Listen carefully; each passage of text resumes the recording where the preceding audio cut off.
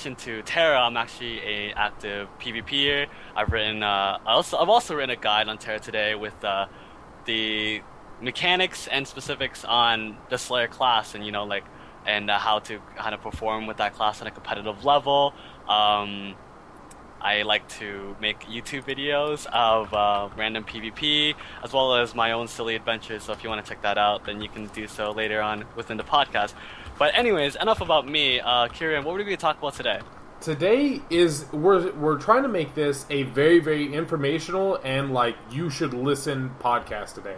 The reason why is because in the near future they're going to be having a full crafting overhaul. What this means is they're literally changing pretty much the entire system of how it works. Right now, crafting as it sits is very non-useful. You pretty much just have your crafting, level it up through the boards in towns and whatnot, get free max 410, and then that's that. That's all that you use it for. And there's no cooldown or anything like that. That doesn't inhibit you from power leveling those professions. In this next patch, though, with the rehaul, they're doing a ton of things. Crafting is going to be very, very important in terms of consumables because they're introducing a new kind of a new profession, which is going to be at a whole nother level of fucking randomness to TERA.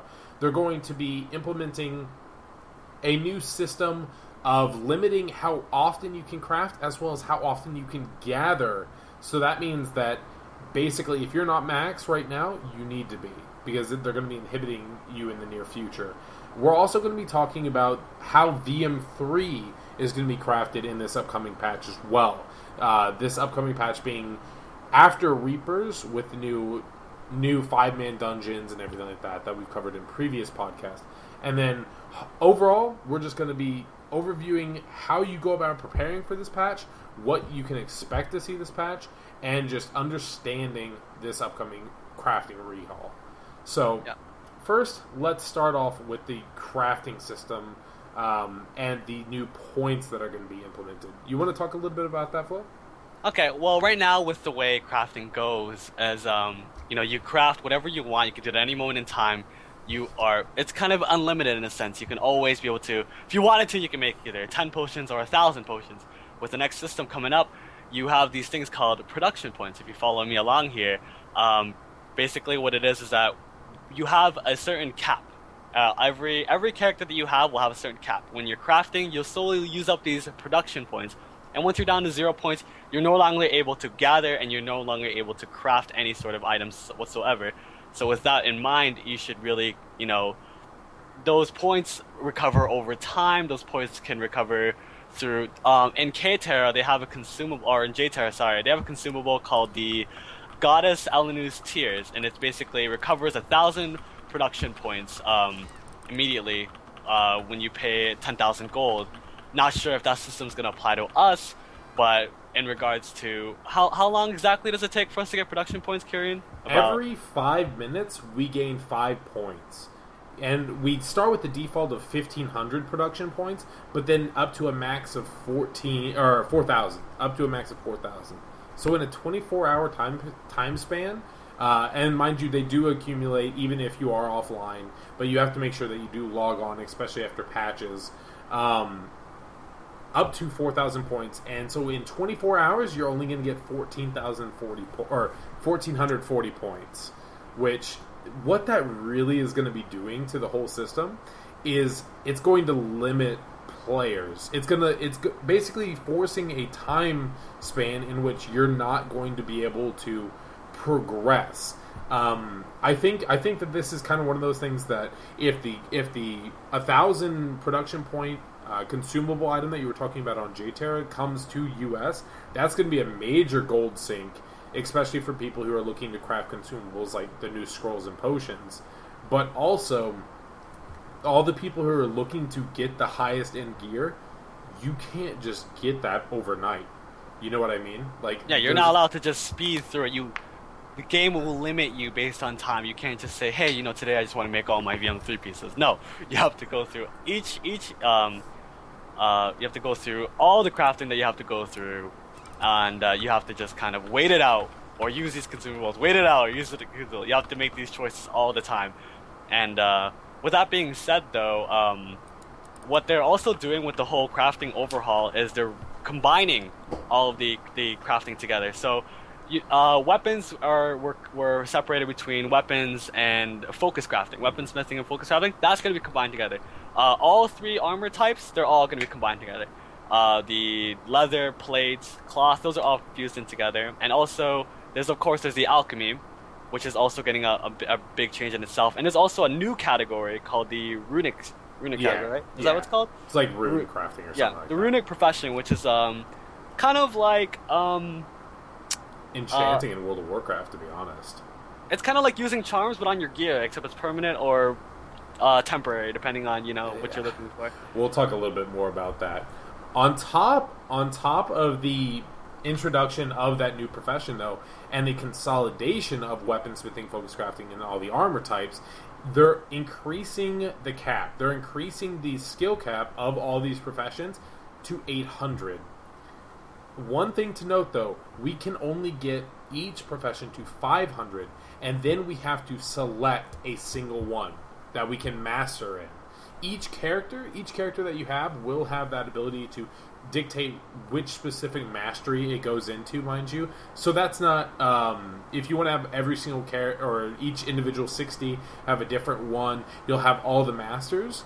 But if you're a single character player, basically, you only get to choose one profession at a time to get to 800, which is the new max.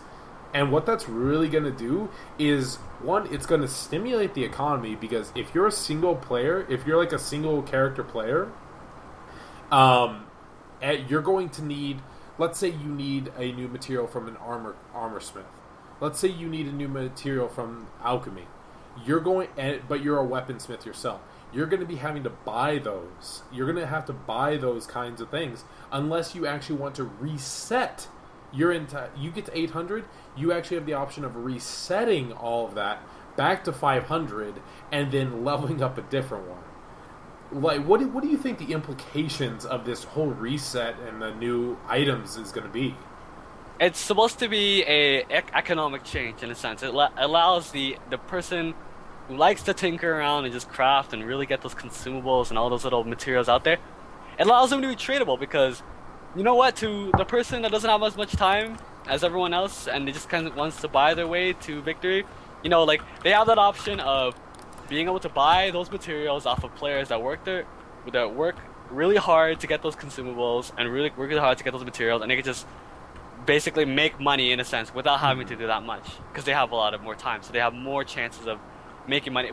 Back with the previous crafting, how previous crafting was made through a sort of like, if you were to look at it through an economic standpoint, back in the day it used to be only Archer and the Titans were used to be the only consumable you're allowed to sell that actually made a lot of money, because they were actually that difficult to get. Whereas now there's new opportunities for people to make money over and over and over again through all 4 trees. So it's just like, wherever you're working toward, you're bound to make money because people are bound to need it. So exactly. And the fact that it brings that another level of it, because I personally hated the fact that right now the only way to make any form of gold is by selling either savagery scrolls or like potions, which, mind you, is very minimal profit to begin with. But like you said, with this upcoming patch, it's going to be a whole nother economical method people are going to be able to make money with. And I've always been a huge fan of crafting in games. Like, if you can make your name as like a crafter, or just being a guild's crafter of armor smithing, a guild's crafter of weaponsmithing, things like that, it'll be adding that whole nother level, which I really look forward to. Let's talk a little bit more about this new profession, though. So this runic profession that they're adding into the game, I compared it to enchanting in World of Warcraft, except not quite as fancy. Actually, on the stream right here, I'll be bringing up a list here of what exactly this brings about. So what the runic profession is you craft these scrolls which will have a varying kinds of buffs available for you for your gear. These things can vary from power, crit chance, increased healing effect, attack speed, pure health, like 5,000 health. But the real key point to this, guys, which is the whole other RNG factor that I was going to be talking about, was each of these scrolls that a runic profession master crafts is RNG. For those of you who don't know what RNG means, it's random number generator, meaning there's a chance you'll make a scroll that'll be shitty. Let's look at this Beast Bash number 1 at the top here. It's a weapon, so it's for a weapon, crafting level 500, increases power by 3 for a 3-day duration. It's a temporary buff, a temporary enchantment, and for only 3 power. And you can actually see the differences in between all of these going up from 5 power for 3 days, 8 power for 3 days, or even permanent. There's a rare chance of getting a permanent runic scroll to increase just forever. And those are even higher amounts of like 7 power and 10 power. What is your take on this new profession, Flo? It's a new way to min-max your character. Not everyone needs power. Not everyone needs crit rate. You get more choices to decide from. Like, for example, like, you have the power on the Lancer, but hey, maybe I don't want the power. Maybe I want the aggro instead. You get the 8% aggro. You have a choice of deciding where to go. There's even a niche thing. You have a 2.5% CDR and 4% attack speed, 1% attack speed and healing. You even have the crit resist, which is supposed to be one of the major standpoints of this new patch. There's all these options you can decide from, and you can really pick and choose, when it comes right down to it. So just something new. Like, everyone usually thinks that, when you get your gear, you're done. It's like, no, you still have to get those consumables, and then, hey, I want the right rune on my right gear. Yeah. All my gear, so. And that's, we're not 100% sure, guys, as far as if these new scrolls, these new runes are going to be are tradable on the auction house. But if they are, this is going to be massive. Like, massive for the people who are looking to be crafters and make money through their own, like, crafting profession. Because the fact that these are going to be RNG, sure, you could be a runic crafter yourself, but guess what? You might craft 5-6 times, because the materials for these are actually kind of pricey as well to even attempt to craft one of the higher up ones. And the fact that we're going to be seeing this kind of if a crafter gets lucky and crafts the permanent 10 power for a weapon or glove rune, we're going to see that on the auction house for a lot of money. You know what I mean? And so that just kind of goes back to the economical standpoint of it, that this crafting overhaul and the introduction of a new thing, like you said, it's going to be a whole nother degree of min-maxing. And keep in mind, though you said that this is for min-maxing a character, look at something like, let's see, where was it? The Giant, or no, not Giant's Courage, the Powerful Giant's Heart for chest and boots. The permanent one, the highest permanent one, is 5,000 health on each of those. That's 10,000 collective health if you put that on both chest and boots. That's going to be a necessity for PvP, in my opinion. Not to mention, you can also get the underwear, which is another 5,000 HP. So that's 15,000 HP. You're going to see the regular classes, even before priests and such, having 100k HP. People are all going to have high health. So it's going to be... It's definitely one of those things that it adds... Because right now, all you have to do, really, is... It's pretty easy if you have some money. Like, whenever you're first gearing up and stuff like that, it's kind of hard. Like, you're like, oh man, I got to masterwork this. And especially if you have bad MES luck, Mastering Mag Scroll luck, or you have bad spellbinding luck, it takes a lot of time to get to that point. But once you get it, you're done. This kind of new profession is going to be for the people who are end game. You know what I mean? Like me and you. Yeah. I can easily spellbind whatever I want. I can easily masterwork whatever I want. But having all of these new enchantments available, having all of these new just features and the RNG factor to them is going to add this whole nother level of theory crafting and a whole nother level of time sink, but improving your character pretty exponentially, in my opinion. So it's going to be very interesting to see how people go about mixing all of these, and how the veteran players are going to be basically putting a lot more effort and money forth to try and get these perfect enchants. I think we've talked enough about runic crafting and how it's going to be changing how TERA works and whatnot, and hopefully everyone in stream and everyone on YouTube, comment down below from what you saw, from what you've heard, what are you going to be doing with this new profession? But so we actually had a question on Reddit today, which matches perfectly with the new crafting system and whatnot, is the introduction of VM3. As a lot of people know from the TERA Today posts, and a lot of people know from, just Twitter, from Espe, and all these great people who provide information for TERA, there's two options. There's to craft VM3 with VM2 and reduce the cost, or you can craft VM3 straight up. The difference is a different requirement in materials. Let's talk a little bit about the PvE. What is the difference from having PvE and not having PvE VM2? It should be like a huge reduction from what I can see. Hold on, let me actually open this up real quick. Sorry, I'm not entirely prepared here, but but there is like a couple. I believe it's like around 100,000 Agnitor difference or such. Yeah, we can see here.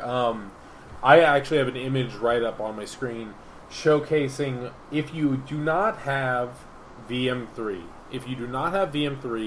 or VM2, sorry, ready and prepared to craft VM3, you're going to have to go through a couple of things. Mind you, some of the materials that we are showcasing on this, guys, we're not 100% sure on what it takes, where it drops from, how often it drops from, but we're just showcasing what we do know currently. So, without VM2, for PvE, this is strictly PvE, guys. Without VM2, you're going to be having to get all those Chandra quills. You're still going to have to run your MC hard mode to get the quills, of course, with a 100% drop rate, and this new gear will shred through it. But the main things that we really want to look at are these shadow shards, which are Agnitor credit.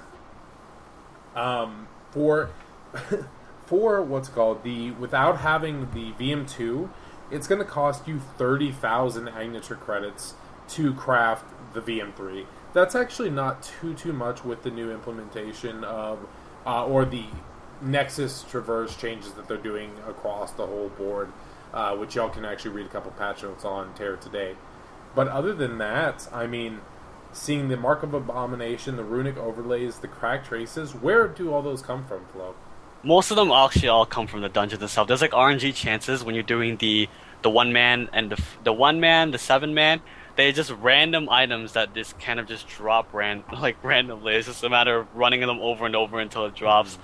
Other than that, I mean, I believe the flotation stone is off of a certain box that you have to open up as well, which you get off of the. Hold on, we actually look through that real quick. Do you have that information by chance? No, I don't have the exact boxes or whatever that we're going to be going through. Yeah. And mind you guys, with the crafting and everything like that, with the new VM3 that's coming out, we are going to be posting links in stream as well as in the description down below, showcasing a bunch of Excel spreadsheets of what exactly each profession makes and what you're going to be needing, as well as where you go about getting a lot of these items as well. Just so everyone can be fully prepared for the patch. Yeah. Were you able to find that, Flo? No, I believe not. Not at the moment. So most of these items for PvE are going to be, like Flo said, a random drop out of the new instances that are coming out. Most of them are not heavy emphasis on the newest 5-man hard mode dungeon, though. Most of them are just the standard, much like the 357 right now, that you just run each day and go about getting. So VM PvE isn't it's not that hard in my opinion to make. You know, it's from what we're seeing here, 30,000 Agnesur making. Keep in mind, making it fresh. It's not that hard. You also have to get your mark of bloodsheds, which they are changing those actually to where you get them from the 357 without opening Zenith boxes. So we'll be seeing those drops a little bit more. But outside of that, without VM2 and with PVEM2, it's not that huge of a difference. And so I think PvE VM isn't really going to be that hard to get. What about... I've heard a lot of things about this VM 3.5 weapon, though. What do you know about that, Flo? Okay, so basically with the new 5-man hard mode, MC hard mode equivalent dungeon that people have been downing, there is a brand new set called the Luminously VM3 3.5 weapon, which drops off successfully downing the boss. There's a quick version, there's an intense version, which according to a lot of people that have been playing KTERA right now, is significantly better to get it off of that dungeon and downing the boss rather than actually crafting it yourself, since it saves you a lot of time. The only advantage of crafting VM3 PvE over VM3 3.5, which you get off of the drop, is the keen weapon advantage. And so keen has some applications to certain classes such as, berserkers, sorcerers, and archers. So there's that option right there, seeing how a lot of us are already acquainted with the whole quick, intense, and keen. Which one do we like to go for? Which one do we prefer?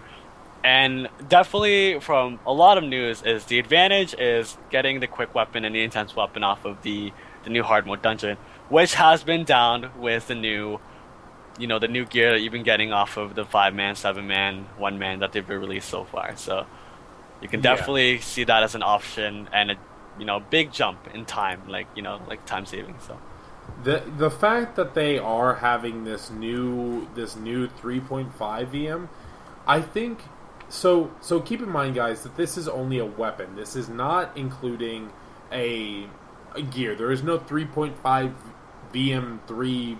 Yeah, there's no VM 3.5 gear. It's only weapon. So the weapon you're probably going to want, if you are confident and able to clear the newest 5-man hard mode dungeon, you're going to want to go about doing that if you can get that intense or that keen. However, all the other gear is still going to take you, making it from scratch or making it with VM2 PvE. So overall, you're still going to be seeing a lot of farming that you need to be doing. You still are going to be seeing a whole bunch of requirements of basically doing the new 1-man, the new 5-man, the new 7-man, just to get all of that gear. If you are a min-maxer, if you are a person who's looking for the best gear, the idea behind this patch is to keep people playing as long as possible to get the best gear possible. It's not going to be an over the night thing by any means. Right now, you can practically craft some of the best gear in a pretty short time span. Let's see. Give us a brief overview of the PvP VM. Alright, let me open up the PvP real quick for the stream to see. With the PvP right now, when you're upgrading your gear from PvP VM2 to PvP VM3, it actually is a giant time saver. If you're gonna have the option of crafting your VM2, it's highly recommended. The amount of consumables that you're gonna need to craft, in a sense, is kind of almost absurd with the amount of time that you have to put in right now. There are certain materials that you're gonna need to require, such as the Vital Silver Oil and the Ghoulish Silver Oil. Those are crafted through, there's NPC weapon kits, as we're normally used to, buying it off of the merchants. More importantly, though, you're going to need a lot of essential mana for the Ghoulish Silver Oil. I believe it's three essential manas and three weapon kits to make one oil, and there's 3 idyllic leaves and 3 weapon kits to make 1 vital silver oil. So you're going to need that. Obsidian gems are really expensive pieces of gear. Piece of material that we need to craft. So let me open up this real quick for you guys to see. Aha! Crafted through weaponsmithing. As you can see here, it takes around 6 Agnator pieces and 3 Noctenium Societies. Noctenium Society should be 8k piece, and Nexus Agnator should be 6k piece. Unless it's the other way around. It's not translating for me for some odd reason. And once again, we're going to be showcasing all of these numbers that we are reading from in the description down below if you're watching this on YouTube or in stream. Have you posted a link to the spreadsheet? Yes, I've dropped the spreadsheet over on the chat along with the S-Base crafting guide, what we should start with, etc. So for the most part, he was trying to put emphasis on this. Idyllic leaves and essential mana. Those two things are necessary to make the new gear. Both PvP and PvE. Both. It's going to be essential. Those two items are important. They are key. So right now, they're probably cheap. They're probably not being used because people don't read patch notes. And we're abusing that fact now by just showcasing it to everyone, telling everyone how to get prepared for this. Think about how difficult these items are going to get.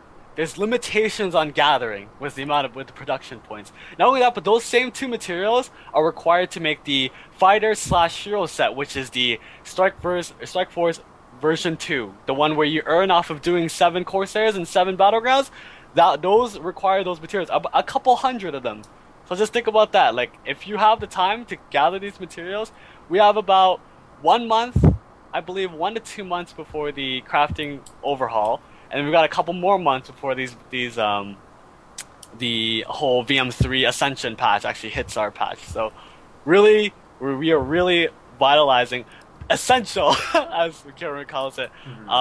Really get these materials out there. I'm trying my best to get them. I believe everyone should really try their best to get them right now, especially Kilryan because he hasn't been playing TERA enough. Hey, coming from you. All right. So anyway, those are the things that are going to be necessary with the new crafting. However, how much did you talk about the PvP VM? Because this is absurd. The difference between PvP VM3 and PvE VM3 is like light years apart in terms of how hard it is to get. PvP being the harder one to get. So on my screen here, and Flo should be showing it as well, is the difference between having Nightforge PvP 2 and not having Nightforge PvP 2 in terms of crafting. Some of the items that we're seeing here, it takes, let's just talk about without VM2 PvP. It's going to take you 32 Victor's Fortification Stones. Each of those is 4,000 Bellicarium. So 32 times 4 would be what? 128, so 128,000 Bellicarium credits for the Victor's Fortification Stone alone. The Murderous Fortification Stone, this is Killing Spree, takes 37 of those times 6,000 apiece. So what does that end up being? 180... 222,000. 222,000. And then those silver oils... Hold on 1 second. 600 silver oils, 3 times per oil. That's 1,800 idyllic leaves, and 2,400 essential mana for you to get those 2 birds. And don't forget the obsidian gem. I just showed it earlier. It's 8,000 Agnator credits and 6,000 Nexus Noctenium Society for each one. So that's like, let me do some math real quick. 37 times 8,000. Come on, you're Asian. You should be fast at this. 296,000 Agnator credits. That's close to 300,000 Agnator credits. Keep this in mind. This is for the entire set. But think about how much we get in one Nexus. With double reputation boost, that lands us what? I think 4,000 was like a really good amount for one Nexus. Yeah. Needing 300 fucking thousand just for the obsidian gems. That's not including anything else that you might need. And so this, Agnator credit, make sure you cap that, guys. Right now I think the cap's 20,000, but they are raising the cap 24,000. But they are raising the cap to 100,000. While you can, cap out every single goddamn character you own. because the amount that you're going to need if you are looking to PvP is enormous. This was one of the main things that we wanted to point out with this podcast this time, is capping out Agneter, cap out your Belicarian, cap out your Killing Spree on every character you own, because the amount of credits you're going to need if you're looking to craft this full set, if you're a hardcore PvPer, and you don't want to go for the PvE, which is a lot easier to make, you need to be crafting or gathering and keeping all of this all these points. Otherwise, you're going to be put behind compared to a lot of the people out there who have been saving up for a long period of time. So this just kind of showcases how much you need to be preparing, and this is why we are making this podcast once again, just to make sure everyone is fully prepared to the best of their ability at the same time. Moving on a little bit, let's talk about the new jewelry that's available. Could you talk a little bit about that, Flo? There's two different sets of jewelry. There is PvP and PvE jewelry. From what we know, the semi-enigmatic scrolls, which is something that everyone uses to generally roll their gear, is only applicable through PvE jewelry. It does not apply to PvP jewelry at all. PvP jewelry, if you want to get your accessories, your necklaces, they're about 20k Belicarian a piece. I'm actually open that up for you guys real quick here, since Kilryan is having a little bit of trouble speaking himself right now.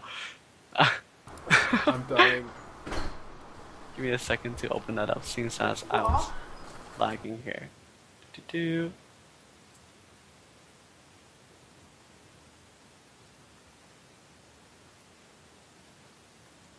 Alright, hold on a second.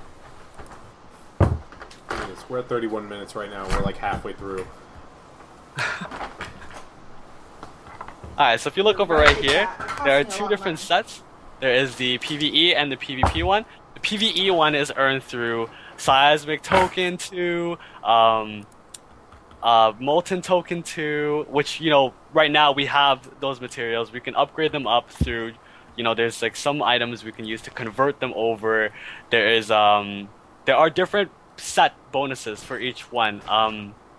The PvP one gives off more PvP, just like more PvP damage in general, and more like overall buffs. With the whole Zenith set that we have right now, that's already being applied with the new set right here. And there are three different choices that you have for each one. So ones that give aggro, ones that give healing, one that gives attack speed, like right now. So there's just a lot of stuff we have to do. There's a lot of min-maxing we have to work with right now. The fact that there are those kinds of different jewelries that are available now is pretty huge, because it means that that's dropping out of Vault. We're gonna have to hope to the gods, basically, to get the kind of stats that we want. Everyone knows the pain of trying to get a good rolled Ring of Pain as it is right now, and they buffed the hell out of that drop rate even. So in the future, like, whenever we're going to be seeing a lot more of the just variety and whatnot, it's going to be hard to go about getting everything new. One thing that I would like to showcase, at least on mine right now, is the Seism tokens and the Molten tokens that he was talking about. We can transfer those over as well. I believe it's 16 Molten tokens or 16 Seism tokens equals 1 Molten token 2 or Seism token 2. 4 Seismics tokens ones equals 1 Seismic token 2. Okay. 12 Molten tokens equals 1 of the new one. Thanks for correcting me on that. Yeah. And so, for those of you, a lot of people don't know what Seisma tokens are.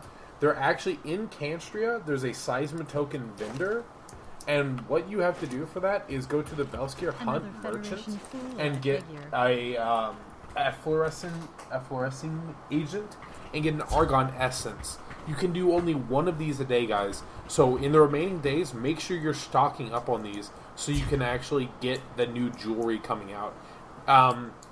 The Molten tokens, as well as the Seisma tokens, are for the PvE jewelry, but the PvP jewelry is strictly from Vault. So that's where that RNG was coming in that I was talking about. And Seismic tokens are actually really easy to do. You can do it. You can have 1 Seismic token per character per day. So you can farm a maximum of 8 Seismic tokens on your account per day, since it has a 24-hour CD. So you get the agent. You go over, you kill a few BAMs. It drops off a BAMs the most. Drops on the floor, convert it over, boom, you're done. It takes around 5 minutes to do. I do it Quite often, actually, since it's really simple to do. Yeah, I actually do it all the time right now. And also with the molten tokens, remember, you're doing your 3-man, your 5-man, your 7-man. Just hoard as many tokens as you can. Don't buy steadfast gear to use it as fodder. It's a waste of your time. You want to convert all this over and try to... There is new PvE sets that you can buy with molten token 2, which are actually significantly better than the current gear that we have right now. So just make sure to hoard as much as you can. As for the PvP jewelry, as I said, there are 3 different necklaces for 3 different types. They're 20k a piece. They're RNG. You cannot roll them. You have to keep buying them until you get the right rolls. As for your rings, keep doing vaults. Yes, Ring of Pains, I know the pain. You have to keep doing vault over and over again until you get the right rings. It's going to be so much work. But it's definitely worth it, because min-maxing is the definite highlight of this patch right now. All these things that we're getting, all these little bonuses, the set bonuses. As for people asking why VM3 PvP is worth it, it's because of the fact that there's PvP bonuses. You get the same set bonuses, but with those PvP advantages. So you have the bonus damages. Also, with healers right now, healers get the PvP defense on their weapon finally with their VM3, along with the double CDR. So that's more advantage right there. More reason for you to get that. It's more everything. Yeah. It's just like so much stuff to get. This patch is going... There's a lot of people who are like, what do I do in TERA? Like, oh, I got my Wonderhome gear. I don't want to make VM2. I don't want to push things right now. They're like, oh, that's fine. I don't want to min-max. I don't want to do things. This is going to give people so much shit to do. You can't escape. You can't have the excuse, oh, I don't have anything productive to do. Because with this upcoming patch, you need to be maxing out your credits. You need to be gathering your molten tokens. You need to be gathering your seismic tokens. You need to be gathering your T14 fodder for T15 fodder. There's tons of things that you can be doing right now, and that's what you need to be putting emphasis on. Did you talk a little bit about the T14 to 15 fodder? No, we've not actually talked about that. Right now, I've got about maybe 4-5 guild banks full of fodder, T14 rares and superiors. You can actually break them down and convert them to dust. And the dust, it actually can be traded in to a merchant, and it gives you T15 fodder. T15 fodder is not as extravagant in the next patch. If for those who've watched my TERA stream in the past, I was doing the solo dungeons and the 5-man dungeons, and they give off these chests. In those chests, sometimes they don't give you T15 fodder. It actually gives you 2 pieces of T14 fodder instead of 1 piece of T15 fodder. So that's more reason to break it down. Just keep converting it over and over. T15 will be definitely one of the things that's going to be making an economic change right now, along with all the materials that you require for all of the gear to be made, along with the runic scrolls, along with gathering, because gathering is going to be a pain in the ass since there's limitations on both gathering and crafting. There's just so much stuff that you need to get. It's unbelievable. It almost blows me out of the water. So, just so much to get. I don't know what else to say, Kilryan. Yeah. There's not really much else that we can say other than, everything that we've been preaching as far as making sure you cap your credits, make sure that you get everything done that you need to get done in preparation for this patch. And I know, yes, I'm pretty much dying. Sorry I can't hardly talk right now, guys. But, that's what we wanted to do with this podcast, is make sure everyone is prepared. Hopefully this will give you all the edge on a lot of the players that are just oblivious to reading TERA today, reading Espe's guide, reading Yosha's stuff. Yosha has helped us tremendously, so make sure to check out their AMA and stuff like that on the Resonance forums and stuff like that. But hopefully everyone here has learned what they need to be stacking up on, what they need to be collecting, what they need to be prepared for with this upcoming patch. Let's see. Let's actually close this up here, because we've covered quite a bit, and I think we're approaching, what are we at now? 40 minutes, just talking about all of this stuff. And I know we jumped around a lot, guys. We tried to showcase everything that we could, but this was a lot of information, and we want to keep it kind of short. But hopefully you all found it very useful. Hopefully you will be prepared for this next upcoming patch. So, TLDR, get Idyllic Leaves, get Essential Mana, cap your Killing Spree, cap your Agnator, cap your Belicarium, every single goddamn character. And just be ready. Do your Molten Tokens. Run the 3-5-7. They're still worth it right now, guys. Stack up on T14 fodder and get your Seismic tokens as well. All of these things are going to be necessary, essential for the upcoming patch. That's the TLDR. And, that was the TLDR someone asked for on Reddit as well. But hopefully you enjoyed this, guys. Next week we might actually have a giveaway. Talking with TERA today, one of our, essentially our first sponsor, I guess. We've been in close ties with Chris, Chris, aka Nanotech. Y'all see him in a lot of streams. And Kato. And Kato Prime, who's the developer of TERA today. Both of those guys are really, really awesome. And hopefully next week we'll have something to give for y'all. But for those of you who don't, this is the Plug Life section of our usual podcast. Make sure to follow me on YouTube, specifically at youtube.com/Kilryan. You can follow me on Twitter as well at Kilryan. Anytime I start streaming, anytime I upload a video, that'll be uploaded on there. And I also have a Facebook if you want to follow that at Kilryan as well. And if you want to check out any of my content and what I have to say, feel free to check me out at youtube.com/Flowroro. Of course, my stream, which I do plan to stream actively, whether it's TERA or any other games, feel free to check me out at twitch.tv/Flowroro. Of course, there's also the regular plugs at Flowroro on Twitter and Flowroro on Facebook. So check me out there as well for any news and updates. Thank you for watching, guys. Hopefully y'all found this to be very informational, and hopefully you follow our guidelines. Once again, like I said, thanks for watching, guys. Catch y'all next time. See you guys next time.